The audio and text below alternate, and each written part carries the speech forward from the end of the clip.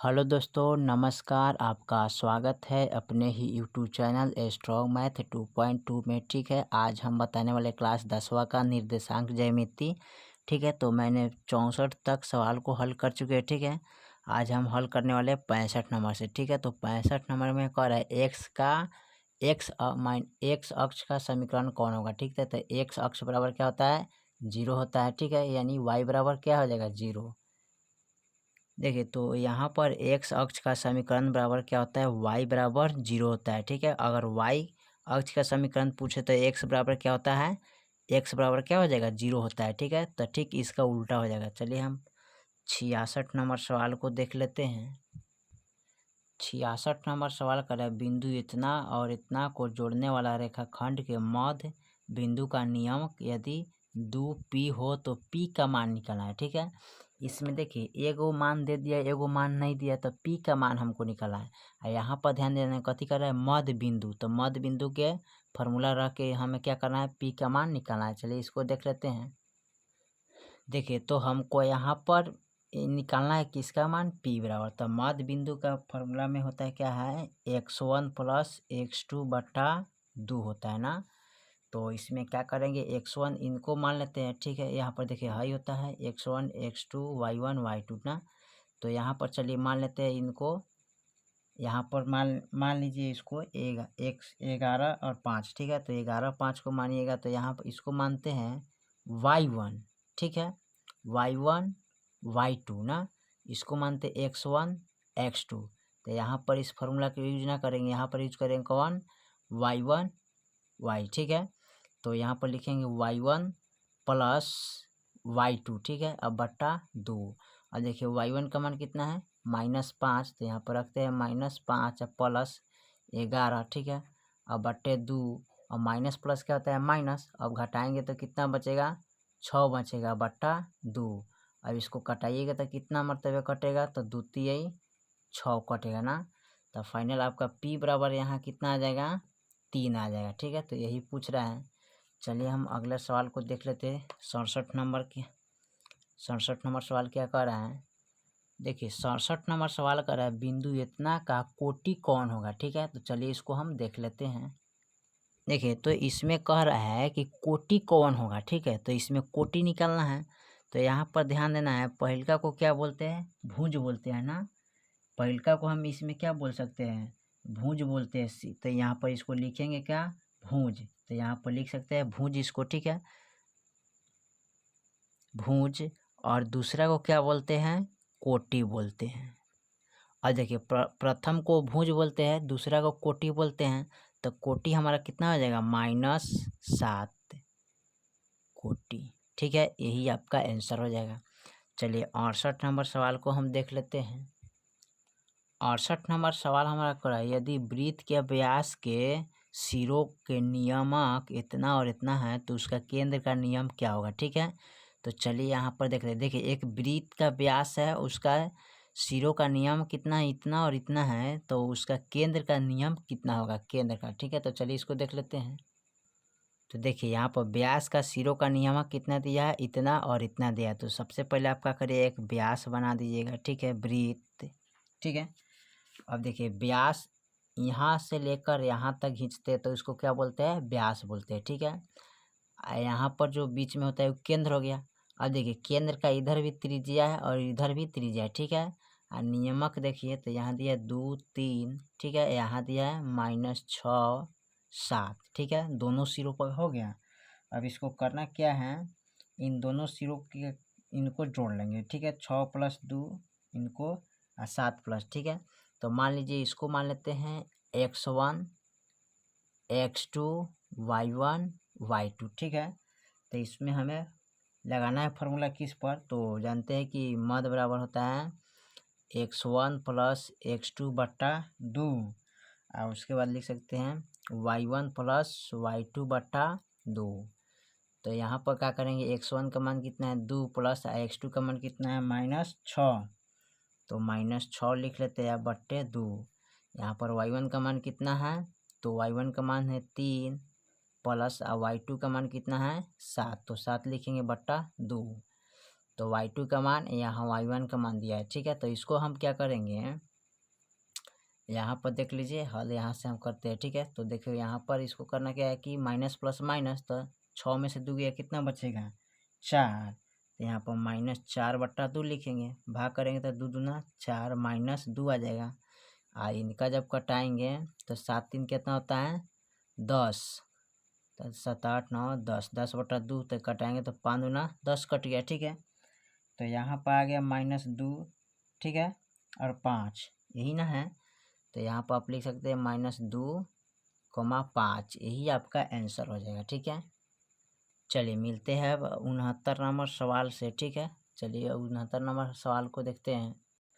देखिए 69 नंबर सवाल में कह रहा है यहाँ पर, यदि बिंदु इतना और इतना का सरेख तो निम्नलिखित में कौन सत्य होगा, ठीक है। तो सरेख इसमें देखिए यहाँ पर दिया है माइनस, यहाँ पर ये वाला नहीं होगा, ये वाला नहीं भी नहीं होगा, ये वाला नहीं, आपका ये वाला होगा, ठीक है, प्रथम वाला। तो चलिए इसको नोट कर लेते हैं। सरेख बराबर यहाँ लिख सकते हैं x1 y2 माइनस y3 होता है, ठीक है, फिर प्लस x2, और फिर लिखेंगे y3 माइनस y1 प्लस, फिर लिखेंगे यहाँ पर कितना x3, और लिखेंगे y1 माइनस y2 बराबर 0। तो यही आपका क्या होता है, और यही आपका फॉर्मूला हो जाएगा, ठीक है। तो चलिए ये आपका हो गया। अब देखते हैं 70 नंबर सवाल को देख लेते हैं। 70 नंबर सवाल हमारा कह रहा है x अक्ष से बिंदु Q इतना की दूरी कौन होगा, ठीक है। तो इसका दूरी कौन होगा, इसको हमें ध्यान देखना है। तो दूरी निकालने के लिए सबसे पहले हम क्या करेंगे, इसको यहाँ पर बहुत अच्छे तरह से दिया है सवाल, तो x अक्ष का दूरी ना, तो इनको चले देख लेते हैं। देखिए तो यहाँ पर दिया है x अक्ष से बिंदु कितना है 3 6, तो यहाँ पर सबसे पहले आपका करिएगा इस तरह का बना दीजिएगा, ठीक है, और फिर इस तरह x y खींच दीजिएगा, ठीक है। इसको बोलते हैं y, इसको बोलते हैं x, ठीक है। और देखिए यहाँ पर कोई बिंदु है, यहाँ पर कोई बिंदु, यहाँ से इनको काट रहा है, ठीक है। तो इसको मान लीजिए 3 और ये हो गया 6, तो क्या हो जाएगा 3,6, यही ना होगा। तो यही आपका हो जाएगा, ठीक है, इसी को पूछा है, ठीक है। तो चलिए हम देख लेते हैं 71 नंबर सवाल को, ठीक है। देखिए इस 71 नंबर सवाल में दिया है मूल बिंदु से P इंटू ए माइनस बी की दूरी क्या होगा, ठीक है। इसका दूरी देखना है, तो इसका दूरी का फॉर्मूला क्या होता है, तो चलिए इसको देख लेते हैं। ये दूरी बराबर दी है ना, तो सबसे पहले इसका दिया है मूल बिंदु का, यहाँ पर दिया है कथी मूल, तब चूंकि यहाँ लिखेंगे चूंकि मूल बिंदु बराबर होता है √x² प्लस y² होता है ना। तो इसको मान लीजिए x और इसको मान लीजिए y, तो इनकी जगह पर रखिए a, ठीक है, स्क्वायर माइनस b², ठीक है। तो आपका यही हो जाएगा, ठीक है। चलिए अब हम देख लेते हैं 72 नंबर सवाल को। देखिए 72 नंबर में कह रहा है बिंदु इतना और इतना को मिलाने वाला रेखाखंड का मध्य बिंदु नियमक क्या होगा, ठीक है। तो यहाँ पर दिया मध्य बिंदु, तो मध्य बिंदु का फॉर्मूला हम यूज करेंगे, इसको हल कर लेंगे। तो चलिए देखते हैं। देखिए तो इनका मध्य बिंदु रेखाखंड का दूरी नियमक निकला है, ठीक है। तो चूंकि यहाँ लिखेंगे मध्य बिंदु बराबर होता है क्या, तो x1 प्लस x2 बटा 2 y1 प्लस y2 बटा 2, ठीक है। यहाँ पर फार्मूला देख लीजिएगा, ठीक है। उसके बाद क्या करेंगे, इसी पर हम बैठा के इसको हल कर लेते हैं। तो मान लेते हैं x1 x2 y1 y2, ठीक है। तो x1 का मान कितना है 3 प्लस x2 का मान कितना है 1 बटा 2, इनको रखेंगे। फिर x1 का मान कितना है -4 प्लस, ठीक है, y2 का मान कितना है 2 बटा 2। अब देखिए 3 1 कितना होता है 4/2, यहाँ पर हो गया माइनस प्लस, तो 4 में से 2 गया 2 बटा 2, कटाएंगे इसको तो 2 दूनी 4, फिर 2 1 कम 2 हो जाएगा ना। तो आपका यही आंसर आ जाएगा, ठीक है। चलिए अब देख लेते हैं सवाल हम 73 नंबर। देखिए 73 नंबर सवाल हमारा कर रहा है बिंदु इतना इतना किस पद में है। ठीक है, 4:5, 6:5 सॉरी 4.5 ठीक है, 6.5 किस पद में है, तो इसको देख लेते हैं। तो यहाँ पर देखिए इसमें कहीं माइनस का चिन्ह नहीं है। ठीक है, तो कहीं माइनस का चिन्ह है तो हमारा किस अनुपात में होता है, प्रथम पद में होता है, यानी प्रथम चतुर्थांश। यहाँ पर लिख सकते हैं प्रथम चतुर्थांश। ठीक है, प्रथम चतुर्थांश यही आपका हो जाएगा। चलिए 74 नंबर को देख लेते हैं। 74 नंबर में क्या दिया है, 74 नंबर सवाल कर रहा है यदि त्रिभुज की शीर्ष का नियामक इतना इतना है तो त्रिभुज का परिमाप क्या होगा। ठीक है, तो चलिए इसको हम निकाल लेते हैं। देखिए तो मान हमारा यहाँ पर दे दिया। ठीक है, इसका कर है त्रिभुज का परिमाप निकालना। त्रिभुज का परिमाप निकालने के लिए देखिए यहाँ पर एक त्रिभुज है। ठीक है, और यहाँ पर एक त्रिभुज है, इसका मान दिया है 0,8। ठीक है, इनका दिया है 0,0। ठीक है, और इनका दिया है 6,0। ठीक है, अब इसका परिमाप निकाला, तो परिमाप निकालने के लिए दूरी का फॉर्मूला का यूज करेंगे। ठीक है, तो चलिए सबसे पहले हम क्या करते हैं, इनको और इनको ले लेते हैं ना। तो यहाँ पर दूरी बराबर क्या होता है, दूरी बराबर सबसे पहले फॉर्मूला लिख लेते हैं x2 minus x1 square plus y2 minus y1 square. ठीक है, इसी फार्मूला का यूज होता है और इसी फार्मूला का यूज पर हम इसको रख के हल करते हैं। ठीक है, तो देखिए किस तरह हल किया जाता है इनको। तो सबसे पहले इसको मान लेते हैं x1 x2 y1 y2। ठीक है, अब इनको रखेंगे तब फिर इसको रखेंगे। ठीक है, तो यहाँ पर देखिए यहाँ पर इनको रखेंगे तो x2 का मान कितना है, रूट अंडर लगा देंगे तो x2 का मान यहाँ पर देखिए 0 है तो 0 रखेंगे, माइनस x1 का मान भी 0 स्क्वायर प्लस और y1 का मान कितना है 8 माइनस। ठीक है, इसका भी मान 0 है। अब देखिए यहाँ पर 0 आ गया है तो यहाँ पर 0 से 0 घटाएं तो 0 स्क्वायर हो जाएगा, प्लस यहाँ पर भी 8 हो जाएगा स्क्वायर। अब इसको करिएगा तो 0 का 0 होता है, 0 प्लस 8 28 64, तो इसको जोड़ेंगे तो कितना आ जाएगा 64 हो जाएगा ना। अब देखिए 64 का वर्गमूल कितना आता है, तो 64 का वर्गमूल आता है 8, यही ना है। चलिए देखते हैं। चलिए इसका आ गया 8 और फिर देख लेते हैं अब इनको लेते हैं। ठीक है, तो अपन 0,0 लेंगे, फिर यहाँ पर लिखेंगे, यहाँ पर ले लेंगे 6,0। ठीक है, अब इसको क्या करेंगे x1 x2 y1 y2 मान लेते हैं।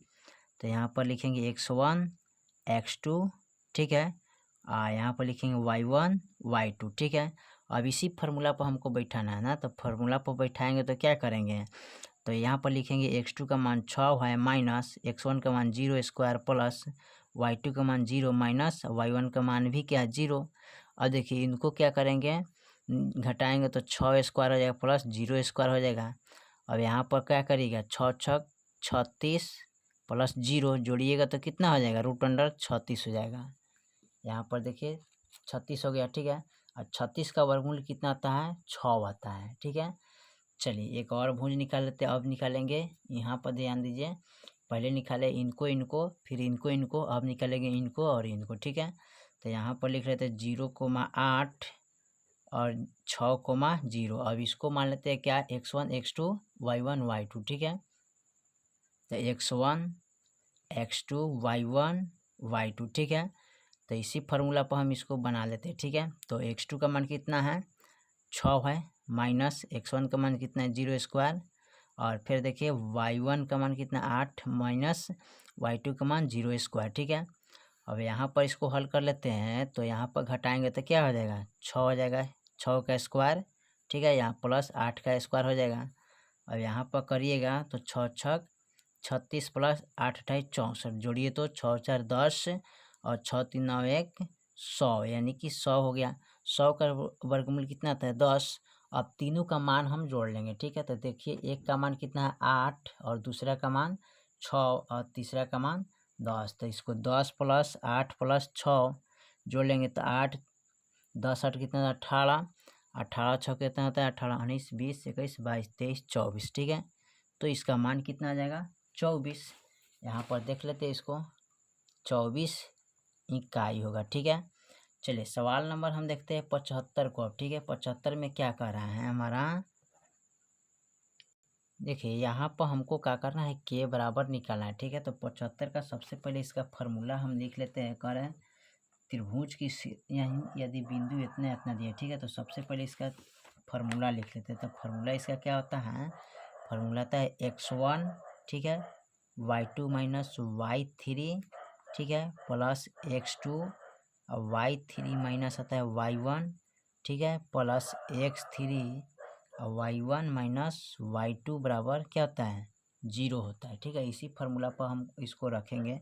तो चलिए इसको मानते हैं x1 x2 सॉरी x3 मान लेते हैं। ठीक है, y1 y2 y3 मान लेते हैं इसको। ठीक है, चलिए इसको अब मान रखते हैं। तो x1 का मान कितना है, k, तक के रखेंगे। y2 का मान कितना है इसमें देखो, तो y2 का मान -4 है, फिर माइनस, फिर y3 का मान कितना है, -5 है ना, तो इसको रखते हैं -5। ठीक है, और फिर प्लस x2 का मान कितना है, तो x2 का मान -3 है। ठीक है, और उसके बाद y, तो y3 का मान कितना है, -5, फिर माइनस y1 का मान कितना है, तो 2। ठीक है, प्लस x3 का मान कितना है, तो x3 का मान है -5। ठीक है, फिर रखेंगे y1 का मान कितना है, तो y1 का मान 2 है, तो 2 रखेंगे, माइनस y2 का मान कितना है, -4, तो 4 रखेंगे बराबर 0। ठीक है, अब इसको हल करेंगे कैसे, देखिए के, तो के हो गया। अब इनको देखिए माइनस माइनस क्या होता है, सॉरी यहाँ पर देखिए ये भी माइनस है ना, y3 का मान क्या है, माइनस है, तो यहाँ पर ट्रिपल माइनस हो गया।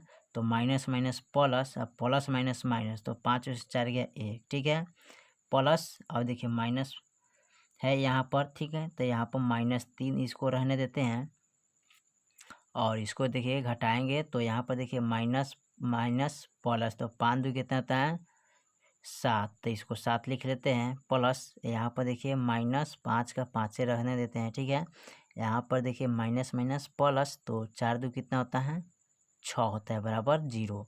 अब इसको हम किस तरह करेंगे, देखिए के, अब देखिए यहाँ पर 1 है, प्लस यहाँ पर -3 है, तो -3 लिख लेते हैं। ठीक है, उसके बाद यहाँ पर हटाएंगे तो गुना का चिन्ह होगा, 7 हो जाएगा, फिर प्लस यहाँ पर देखिए -5 है, तो 5 कर देते हैं गुने 6 बराबर 0।